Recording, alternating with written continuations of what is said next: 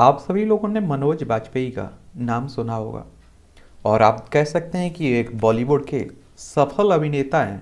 और वैसे हमारे देश का ये दुर्भाग्य कहिए आप लोग कि राजनीति का क्षेत्र हो या फिर बॉलीवुड का क्षेत्र हो, फिल्मी दुनिया का क्षेत्र हो, आप तभी सफल हो पाते हैं। आपको तभी आप देखिए कि सफलता मिलती है जब आपकी यहाँ पहुँच हो, आपके दादा परदाता कोई ना कोई आप देखिए फिल्मी क्षेत्र से जुड़ा हो या राजनीति क्षेत्र से जुड़ा हो।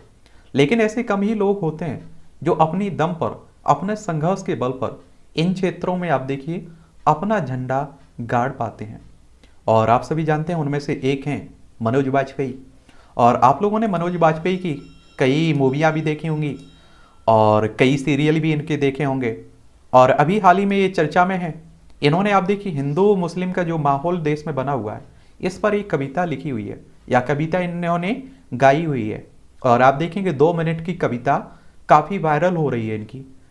तो आज हम लोग इनके बारे में एक सामान्य जानकारी देखेंगे कि आखिर मनोज बाजपेयी का किस तरह से संघर्ष रहा है।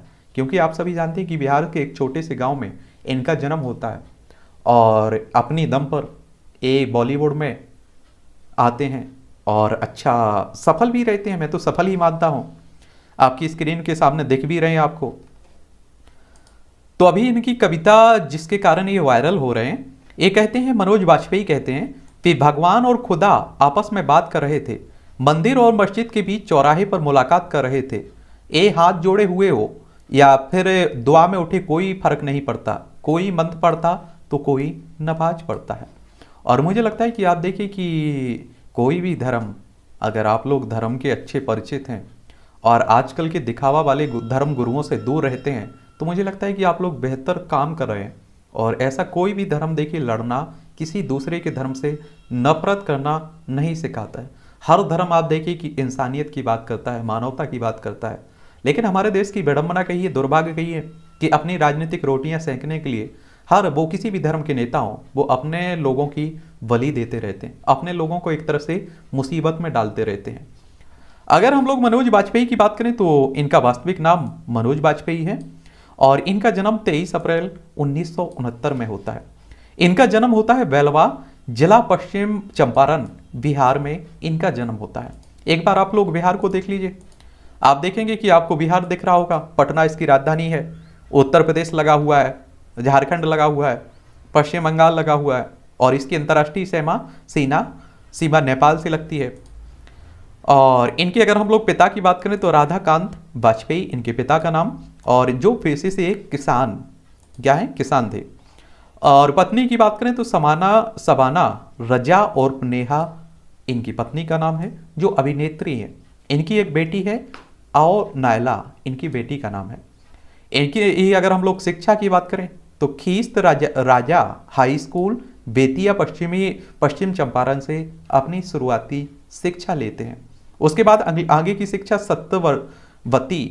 वती कॉलेज दिल्ली से, रामजस कॉलेज दिल्ली से अपनी आगे की शिक्षा पूरी करते हैं। इतिहास नाटक में स्नातक किए हुए हैं। क्या किए हुए हैं? स्नातक किए हुए हैं। और व्यवसाय से आप सभी जानते हैं कि इनका काम अभिनेता है, एक्टर हैं और एक्टिंग करते हैं।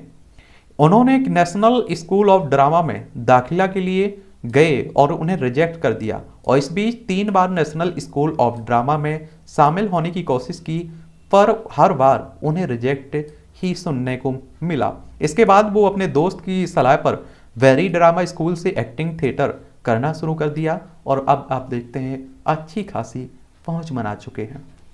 मनोज बाजपेयी की आप देखेंगे तो मनोज बाजपेयी ऐसा माना जाता है कि एक इन्होंने पहली शादी किसी और से की हुई थी।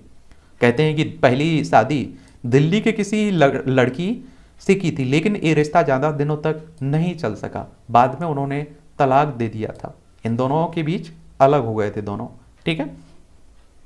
अगर हम लोग मनोज बाजपेयी की फिल्मी कैरियर की बात करें और जिसके कारण हम लोग आज उनके बारे में पढ़ रहे हैं, उनके बारे में जानने की दिलचस्पी रहती है। मनोज बाजपेयी ने अपने फिल्मी कैरियर की शुरुआत शेखर कपूर के निर्देशक में बनी फिल्म बैंडिट क्वीन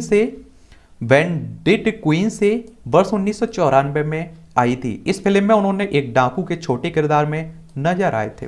इन्होंने 1995 में स्वाभिमान टीवी धारावाहिक से अपने टीवी पर डेब्यू किया और 1998 में राम गोपाल वर्मा डायरेक्शन में बनी फिल्म सत्या के भीकू मात्रे के किरदार में उन्हें फिल्म जगत में एक नई पहचान मिली और आप देखेंगे कि इस नाम से इन्हें काफ़ी चर्चा में भी आए उस समय। मनोज बाजपेयी को इस फिल्म के लिए नेशनल अवार्ड भी मिला था और 1999 में आई फिल्म सूल के समर प्रताप सिंह के किरदार में नजर आए थे और ये फिल्म मनोज की फिल्म करियर की टर्निंग पॉइंट भी साबित हुई। सूल में किए गए बेहतरीन किरदार के लिए उन्हें फिल्म फेयर पुरस्कार से भी सम्मानित किया गया था। जब उनका करियर समाप्त होने के कगार पर था तब 2010 में प्रकाश झा की फिल्म राजनीतिक में उन्हें काम करने का मौका मिला। राजनीति आप सभी लोगों ने मूवी देखी होगी, अगर नहीं देखी तो बहुत अच्छी मूवी है, देखिएगा। इस फिल्म में वो वीरेंद्र प्रताप के किरदार में नजर आए थे और इस दमदार भूमिका के चलते उनकी फिल्मी करियर को एक नई मोड़ मिली और उसके बाद तो उन्होंने कई हिट फिल्मों की झड़ी लगा दी और उन्हीं फिल्मों में एक 2012 में आई फिल्म गैंग ऑफ वासेपुर में भी सरदार खान के किरदार में दिखे थे और आज हमारे देश के कई बच्चों के आप देखिए मुँह पर गैंग ऑफ वासेपुर के डायलॉग याद है उन्हें और हर कोई किसी ने देखी होगी।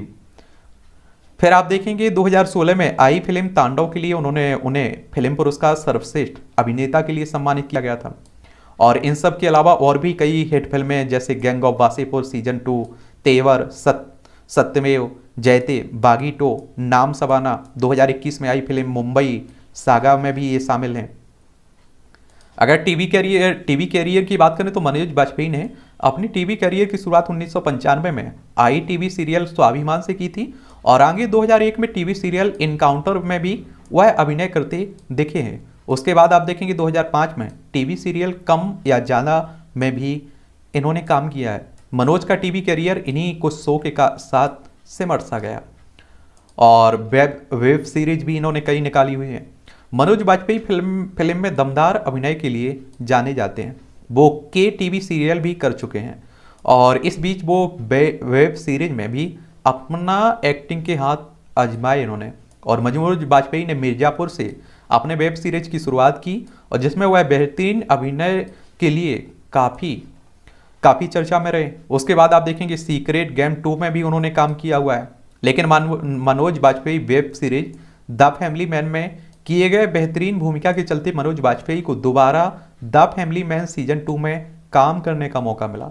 द फैमिली मैन उनकी OTT प्लेटफॉर्म की सबसे बेहतरीन वेब सीरीज श्रृंखला रही है और इनके काम के लिए अगर आप सभी जानते हैं कि आप अच्छा काम करते हैं तो आपको कई पुरस्कार भी मिलते हैं।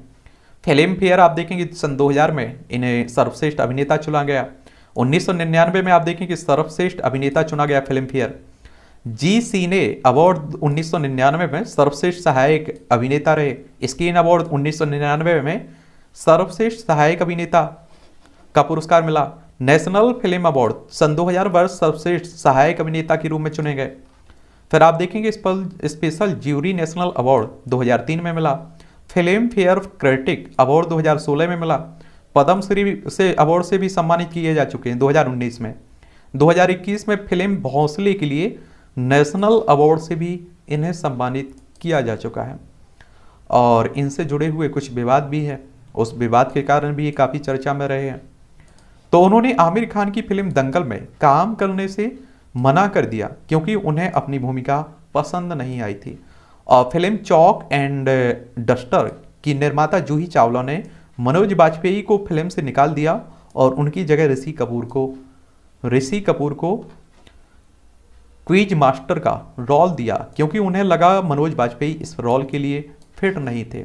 और आप देखिए एक सीधा सा बंदा, आप देखिए कोई बॉडी नहीं है, कोई आप देखते हैं कि ऐसा माना जाता है कि मूवियों में बड़ा बॉडी बिल्डिंग चाहिए, समझ रहे हैं आप लोग, तो इनके पास तो ऐसा कुछ नहीं है। फिर भी आप देखिए अपने किरदार के कारण काफ़ी चर्चा में रहते हैं और बहुत सारे लोग इन्हें पसंद भी करते हैं। गैंग ऑफ वासेपुर तो मैंने भी देखी हुई है, बड़ी गाली देते हैं, आप सभी जानते हैं। मिर्जापुर में भी आप देखेंगे। चलिए यही कहानी है इनकी, और किसी के बारे में जाननी हो तो बताइए, उसका नाम भी बताइए, उस पर भी हम लोग एक सामान्य चर्चा कर लेंगे। ठीक।